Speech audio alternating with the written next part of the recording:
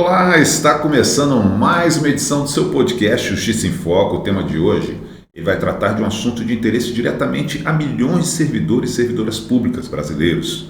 O projeto de lei número 1893 de 2026, que regulamenta a negociação coletiva e a representação sindical no serviço público. A proposta de iniciativa do Poder Executivo altera a lei número 8.112 de 1990 e busca estabelecer regras permanentes para o diálogo entre o Estado e servidores, fortalecendo a negociação coletiva como instrumento de construção de políticas públicas. Para discutir esse tema, eu tenho a honra aqui de receber duas importantes convidadas. Vou pedir para abrir nossa tela.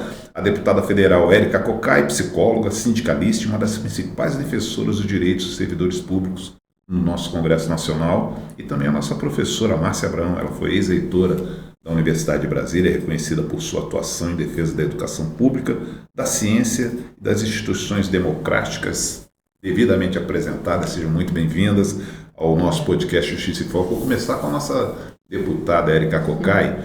Deputada, após décadas de debates, o Congresso analisa uma proposta que regulamenta a negociação coletiva no serviço público. Na prática, o que muda para os servidores caso o PL número 1893 de 2026 seja aprovado? Então, primeiro, a alegria de estar aqui, muito bom estar aqui com a Márcia. A Márcia sempre nos ensina como manter uma postura ética, uma postura de defesa, não apenas das universidades, mas de defesa do serviço público, que é absolutamente fundamental para o nosso país e para que a gente possa fazer o luto das casas grandes e senzalas. Esse projeto ele é fundamental porque ele estabelece a obrigatoriedade do processo de negociação. Nós já tivemos uma proposição que foi aprovada no Congresso e teve como relatora a deputada Alice Portugal à época, e ela foi vetada. Estabelecia a obrigatoriedade do processo de negociação com servidores e servidoras. Veja, nós temos os trabalhadores seletistas que têm a obrigatoriedade da database. Tem uma database onde se coloca o processo negocial como um processo a ser efetivamente exercido. Os servidores não têm. Nós tivemos desde 2016 até 2023, quando se retorna com o governo Lula, o processo e as mesas de negociação. Mas isso precisa estar na legislação.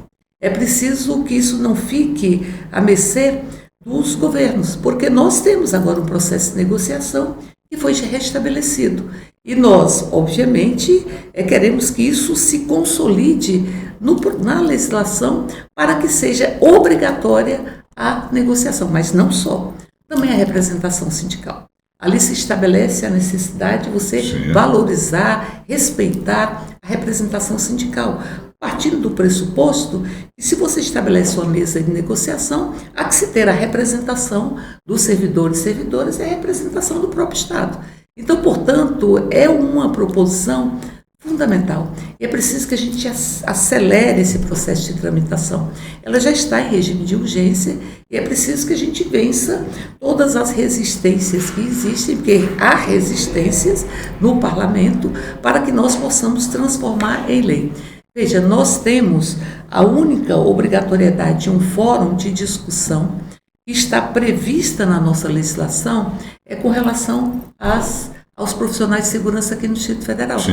Que houve uma discussão de um reajuste, de uma proposta de reajuste que se transformou em lei das forças de segurança e por emenda de minha autoria nós introduzimos a obrigatoriedade dos fóruns de discussão. Então, a única negociação em lei de servidores e servidoras que são financiados pela União, que é o caso aqui das profissionais de segurança do Distrito Federal, é esta proposição. Nós queremos que seja para todos os servidores e servidoras. Porque muitas vezes os servidores e servidoras eles entram em mobilização e greve para ter um processo de negociação. Ou seja, a negociação deve estar permanentemente, inclusive as mesas que está na proposição também, para discutir a relação de assédio, contra a discriminação, enfim, para que você tenha no serviço público e em todos os ambientes de trabalho um lugar onde a gente se encontra, e não um lugar onde haja sofrimento. E digo isso porque nós vivenciamos no governo anterior um processo de assédio, por exemplo, um assédio institucional. Se você tem um órgão como o Ministério do Meio Ambiente que faz uma política antiambiental, é um assédio à própria instituição. Totalmente um assédio institucional. Se você tem, por exemplo, na Fundação Palmares um racista, então é um assédio institucional. Incongruência total. E também um assédio organizacional. Ou seja, a organização do trabalho assediadora, que é um pouco o que eles queriam implementar e transformar em emenda constitucional com a reforma administrativa. Então, portanto, eu acho que esse projeto é fundamental para que nós possamos estabelecer mesas permanentes, para que nós possamos discutir a saúde no local de trabalho, o que provoca sofrimento, o que provoca, enfim, mal-estar no local de trabalho, a organização do trabalho, as condições salariais e as próprias condições laborais cotidianas. Então, portanto, é um projeto fundamental e nós vamos trabalhar muito para que ele seja aprovado. Nós queremos que quando a Márcia chegue na Câmara Federal, essa proposição já tenha se transformado em lei. É bom que a professora Márcia Abrão esteja aqui, ela foi ex-reitora, né? Reitora da Universidade de Brasília, porque as universidades federais elas convivem já há muitos anos com negociações salariais marcadas por impasses e paralisações. Inclusive tivemos agora uma recente, né? A regulamentação da negociação coletiva pode contribuir para uma relação institucional mais estável entre governos e servidores? Bom, primeiro, muito obrigada pela oportunidade de estar aqui com a deputada Érica Cocai. É um luxo, eu que aprendo demais com ela, e vocês veem, pelo que ela já falou, como ela é a deputada dos servidores e das servidoras públicas.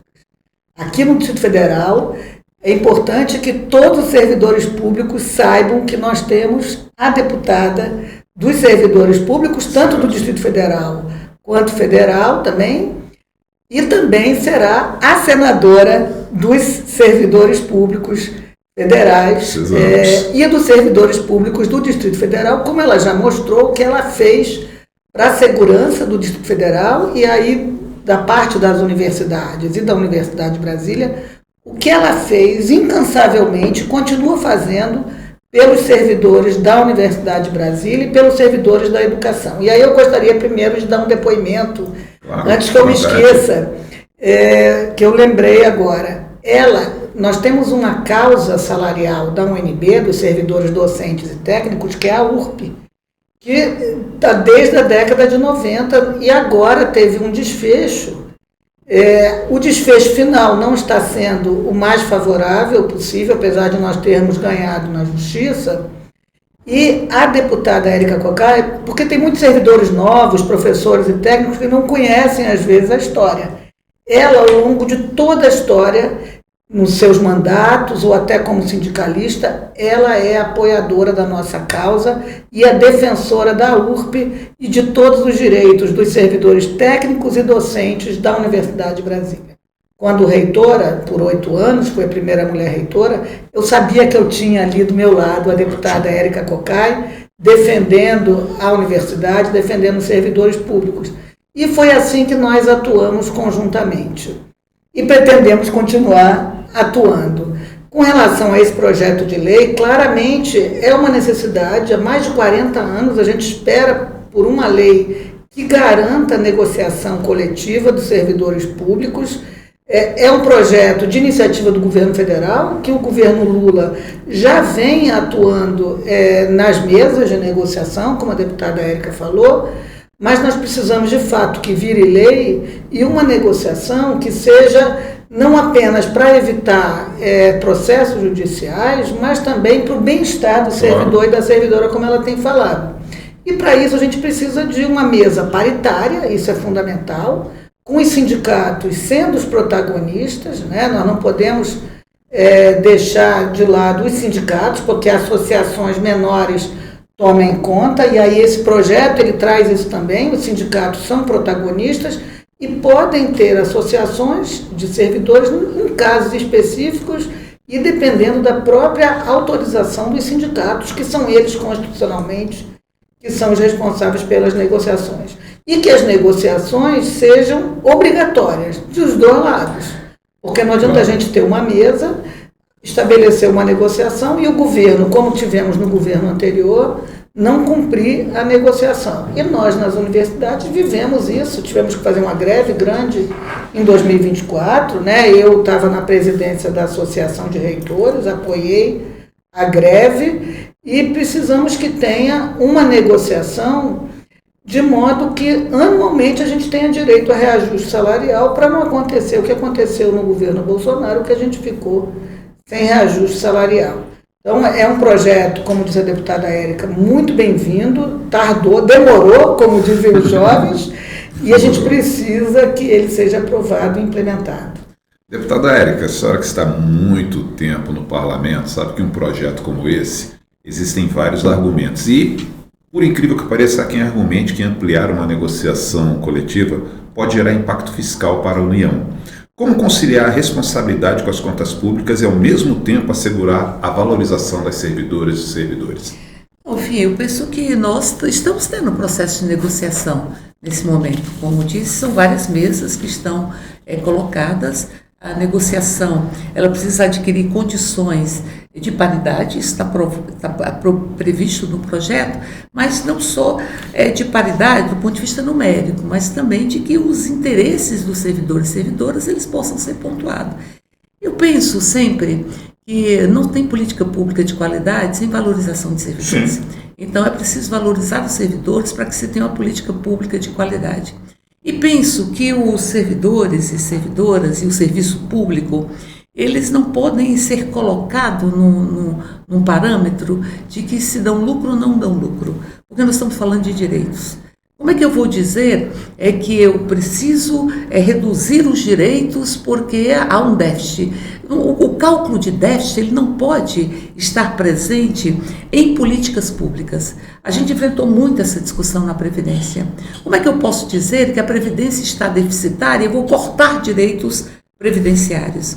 É a mesma coisa de eu analisar a educação e colocar num processo de precificação. Isso não pode ser precificado. Eu vou dizer, não, a educação está dando prejuízo, vamos fechar a escola. Isso é inadmissível. A saúde está dando prejuízo, vamos fechar hospitais. Não, você tem que ter as priorizações necessárias. E quando nós vemos que metade do orçamento da União, ou por volta disso, está para pagar os serviços e os juros da própria dívida, nós vamos ver que critério é este. O que é fundamental para o país? Fundamental para o país é você ter um serviço público valorizado que enfrente os problemas nacionais.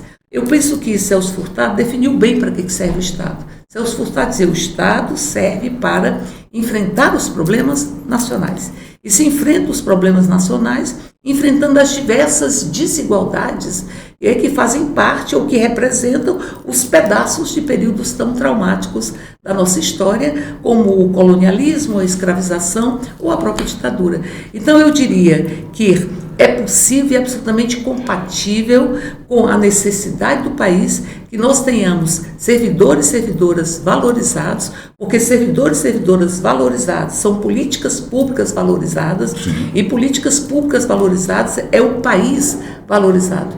E que isso possa estar dentro de um processo de, digamos, equilíbrio fiscal, que seja um equilíbrio fiscal que não entenda que a gente pode precificar o que não é precificado. É preciso acabar com essa mercadorização da vida, mercadorização dos desejos, mercadorização da saúde, mercadorização da educação. São direitos fundamentais que não podem ser precificados. E esses direitos, para serem efetivados, precisam de políticas públicas. A gente só faz o luto dos períodos traumáticos com políticas públicas de qualidade, isso pressupõe que nós tenhamos servidores e servidoras valorizados. Então, penso que nós temos hoje um governo que está em um equilíbrio fiscal e que fez um processo de negociação. Essa discussão de que valorizar servidores ou fazer justiça aos servidores, não congelando os seus próprios salários e assegurando condições adequadas de trabalho, ela atenta contra o equilíbrio fiscal, é uma discussão falsa. Quanto mais você tem servidores valorizados, mais políticas públicas você terá e mais você terá um país que vai elevar a sua produtividade, que vai elevar a sua qualidade de vida. Professora Márcia Abrão, só que a senhora que ficou durante vários anos, são 8 anos, né, à frente da gestão universitária da Universidade de Brasília, e com certeza durante esse período, muitos períodos de restrições orçamentárias, né? Qual a importância do diálogo permanente entre o governo e categorias para evitar crises institucionais? Você lembrou bem, foram 8 anos, né? 1 ano de governo, 2 anos do governo Temer, 4 anos do governo Bolsonaro, e logo que eu assumi a universidade, com um corte de 50% no orçamento, o que garantiu a sobrevivência da universidade. Uma grande parte foram as emendas dos parlamentares que têm apreço pela universidade. Mais uma vez, a deputada Érica Cocai foi essencial para, por exemplo, nós termos assistência estudantil, porque até isso eles cortavam. Porque era lógica, né, do governo que vamos colocar uma dinamite no bolso dos servidores públicos e vamos asfixiar as universidades e a ciência brasileira. Então, você tem um serviço público forte, você tem um Estado forte, como disse a deputada Érica Cocai, e nós vamos ter condições de fornecer, no caso das universidades, o nosso serviço para a sociedade, que é educação de qualidade, mas não é só educação. Educação, ciência, tecnologia, a extensão universitária. As pessoas se esquecem, por exemplo, dos nossos hospitais universitários, que, por exemplo, o hospital da UNB, o HUB, na pandemia, foi para a linha de frente e tendo que receber recursos também de emendas parlamentares. Então, as universidades, elas são essenciais para um país ser desenvolvido, sustentável, com justiça social.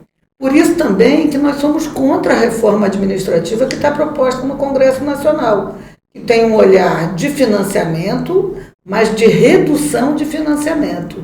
E aí nós precisamos do Estado forte, de universidades fortes, de uma saúde que atenda de fato a população. Muitas dessas pessoas que propõem projetos desses de redução de Estado não usam muitas vezes os serviços públicos, que são saúde, educação, segurança, assistência social, e aí ficam dizendo que nós causamos prejuízo, né? Mas não é isso. A lógica é outra, que eles querem todo o dinheiro para os grandes empresários, para os grandes financistas, né? Deputada Érica, é muito importante esse projeto também, ele trata de uma coisa muito importante, que é a representação sindical no serviço público. Na sua avaliação, quais os avanços ele traz para fortalecer o diálogo entre servidores e servidores, né, e administração pública?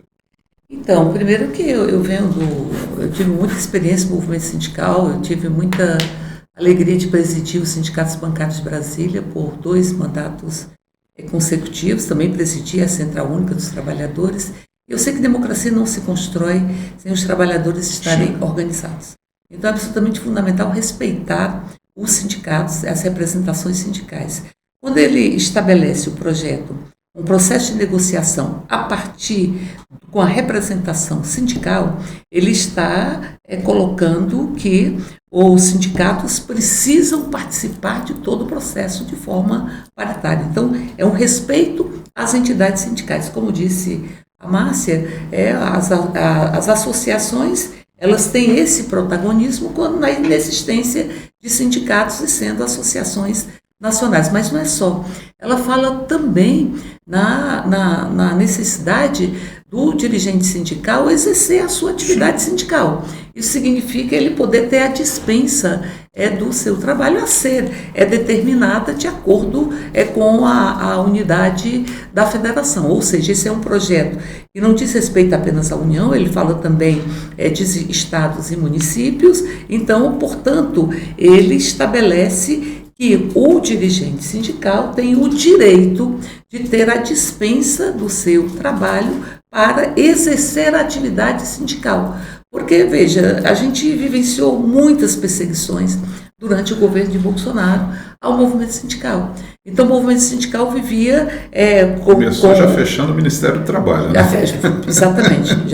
Exatamente. Começou fechando o Ministério do Trabalho, que tem uma história de construção dos direitos e que agora Ministério do Trabalho está recebendo 900 novos auditores fiscais de trabalho, que é quem assegura o trabalho decente.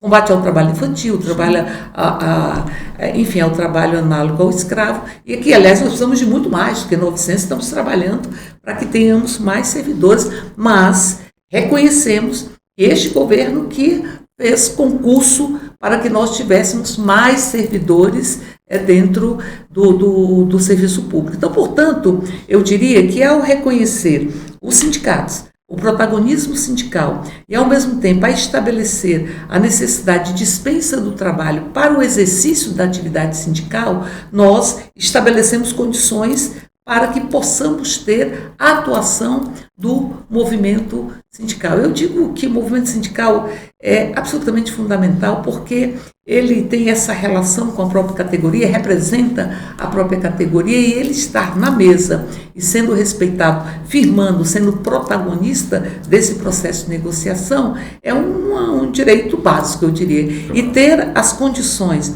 para o dirigente sindical exercer a sua função sindical é absolutamente fundamental. E uma coisa que a gente precisa também avançar, que é uma discussão que está muito nos trabalhadores seletistas hoje, que com a reforma trabalhista você perdeu a ultratividade. O que é a ultratividade?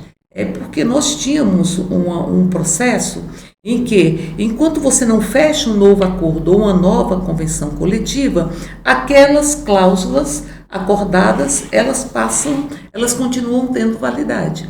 Com a reforma trabalhista, se perdeu isso. Então, o que acontece hoje? Vai chegando a data base, aí na data base, o que os patrões dizem? Aceitam o que eu estou propondo para vocês, senão eu vou retirar tudo que vocês têm. Exatamente. Então, veja, nós temos um projeto para voltar à ultratividade, para que você não tenha um processo de negociação, que ele é um processo com pressão do empregador, porque é um processo que ele diz, olha, a minha proposta é essa, mas se vocês não aceitarem isso, tudo que vocês têm assegurado de cláusulas sociais, elas vão cair no dia da data base. Então, é importante que a gente também assegure isso no processo negocial dos servidores e servidoras. Isso que a gente perdeu, o seletista, que a gente está querendo retornar. Ou seja, como é que eu sento para negociar e digo, se eu não aceitar essa proposta do patrão, eu não fico com nada. Então, tudo que eu tenho de cláusulas sociais, elas perdem a validade. Então, isso é um instrumento de pressão que não pode ser pactuado ou não pode existir, porque você desconstrói as relações de força. Então, portanto, é preciso assegurar liberdade negocial. E o projeto ele tem uma vantagem, porque ele fala também da possibilidade de impasses se construir mediação.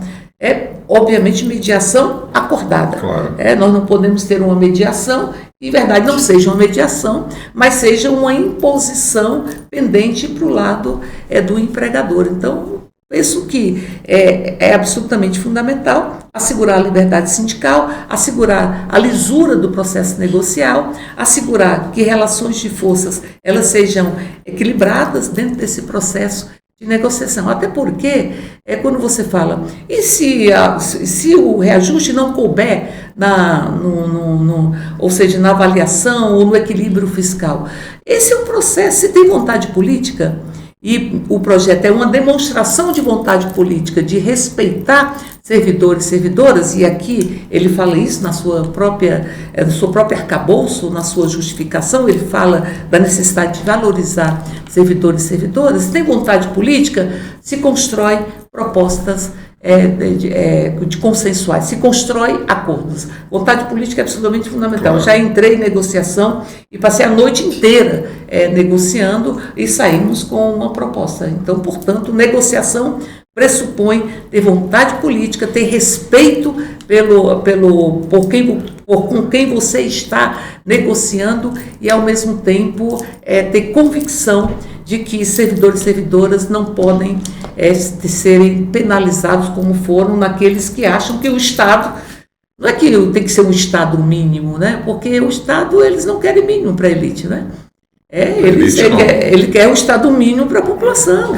Então, isso que a Márcia falava. Eles querem um Estado que sirva à elite e não um Estado que sirva ao povo brasileiro. É tão interessante isso que quando eles fizeram essa última proposta de reforma administrativa, foi no momento em que estava em discussão taxar os super ricos. Então, como é que surge essa proposta de fazer uma reforma administrativa? Taxar os super ricos ou aumentar os impostos, mas não é que eles são contra aumentar impostos, eles são contra aumentar impostos para ricos, para eles. Aí simplesmente surgiu na Câmara, não, temos que cortar despesas. E quais são as despesas que se tem que cortar? Não, é cortar despesas, cortando os direitos dos servidores e cortando as políticas públicas, como disse a Márcia, que atende o povo brasileiro. Então surgiu nesse momento, foi muito nítido isso. No momento que estava se discutindo, taxar super ricos, que reforma tributária que se quer, e tudo isso que estava em discussão, então o que é que surge? Não, a discussão não é essa. Tem que ir atrás de cortar despesas e por isso nós vamos fazer uma reforma administrativa. E a reforma administrativa é que penaliza a população. E veja, eu lembro muito da fala do presidente da Câmara, que ele dizia o seguinte: nós temos que ter uma agenda positiva. E qual é a agenda positiva que ele estava propondo? Positiva para quem? Reforma administrativa. Positiva para quem, né? Mas é isso. Você é deputada, professora. Deixa eu fazer uma observação. E, primeiro, né, vocês veem como a deputada Érica Cocai é a deputada não só dos servidores públicos, mas também dos trabalhadores da iniciativa privada, como é a origem sindical dela. Eu fui funcionária do Banco Central e já admirava ela, que ela era presidente do sindicato. Eu acho que foi na época que ela foi presidente do Sindicato dos Bancários, depois da CUT. E eu lembro bem, eu quando reitora, nós nessa crise orçamentária que a universidade não conseguia nem pagar as contas, tivemos que rediscutir alguns contratos, ela estava lá me questionando porque ela estava defendendo acertadamente os trabalhadores terceirizados da UNB. Então eu não posso deixar também de registrar toda essa atenção que ela dá não só aos servidores públicos, mas também a todos os trabalhadores da iniciativa privada em defesa dos direitos, mas na verdade ela está defendendo a população brasileira, que é quem recebe esses direitos. E aí entra também a discussão do fim da escala 6x1, né? Um país escravocrata e, mais uma vez, os senhores de engenho não querem que as pessoas tenham descanso, tenham direito à vida além do trabalho. E aí, voltando ao projeto de lei, né, que, como a deputada Érica falou, tem também nele a questão de dar o direito à pessoa a ser sindicalizada. Isso não tem no serviço público e depende muito do gestor de plantão. E eu, na UNB, tive que fazer algumas concessões, claramente, para poder dar as condições para os sindicalistas, tanto do Sindifub como da ADUMB, poder exercer atividade sindical, porque eles ficam sendo pressionados nos próprios locais de trabalho. Numa universidade, imagina, numa universidade que é um espaço democrático, as chefias ficam pressionando as pessoas que estão na diretoria do sindicato a cumprirem um horário, sendo que eles estão atendendo a categoria. Imagina isso num governo autoritário. A gente precisa aprovar esse projeto de lei para que a gente tenha a negociação anual, né, com direitos, com defesa dos trabalhadores e com direito à sindicalização também. Na sua visão, professora, quais são os maiores desafios para criar essa cultura de negociação permanente entre servidores, governo, gestão pública? Primeiro, né, a gente precisa de um arcabouço legal para a gente poder dar as condições, até de exigir. Eu fiz muito isso na UNB. Como a UNB alterna muito gestões mais e menos democráticas, eu fiz um arcabouço de regulamentações, criando política contra assédio, criando uma política de direitos humanos, regulamentações para proteger a instituição. E a gente precisa primeiro de um arcabouço legal. E precisamos ter governos democráticos. A gente não pode ter um governo que atente contra a democracia o tempo inteiro, como nós tivemos no governo passado, o governo Bolsonaro, e que a gente não pode deixar voltar um governo que queira colocar uma dinamite no bolso do servidor público, né? Isso é inadmissível. A gente precisa ter também condições para que os nossos servidores públicos continuem atuando em defesa da população, né? E precisamos também que os servidores públicos entendam quem são aqueles que de fato defendem eles e quem atua contra eles. Né? Então, a representatividade é muito importante. Exatamente. Então, aí eu já faço um apelo para aqueles servidores que não são sindicalizados para se sindicalizarem. Claro. É o sindicato que nos defende, não é mesmo? Então, é uma série de ações que nós precisamos, né? Um arcabouço legal, governos democráticos e servidores públicos conscientes dos seus direitos e que tenham no sindicato a base para a sua defesa. Deputada Érica. Então, olha, o projeto, de forma muito literal, ele traz que as negociações, elas têm que atuar para prevenir o assédio e todas as formas de discriminação. Então, isso significa trabalhar para que nós tenhamos um local de trabalho que seja um local de trabalho onde as pessoas possam se sentir, digamos assim, amparadas na sua própria humanidade. Mas ele fala em reduzir os conflitos, enfim, negociação é coisa de democrata. Então, portanto, eu penso que a Márcia tem muita razão, colocar em lei a negociação e, ao mesmo tempo, assegurar democracia é fundamental para as nossas existências. Deputada Érica Cocai, professora Márcia Abraão, muito obrigado pela participação nesse nosso podcast Justiça em Foco. O debate sobre negociação coletiva vai muito além das relações de trabalho, pois ele envolve a valorização do serviço público, a qualidade das políticas públicas e o fortalecimento das instituições democráticas. Obrigado a você também por ter participado desse nosso podcast. Nos acompanhe, nos siga em nossas redes sociais e até uma próxima edição. Tchau, tchau.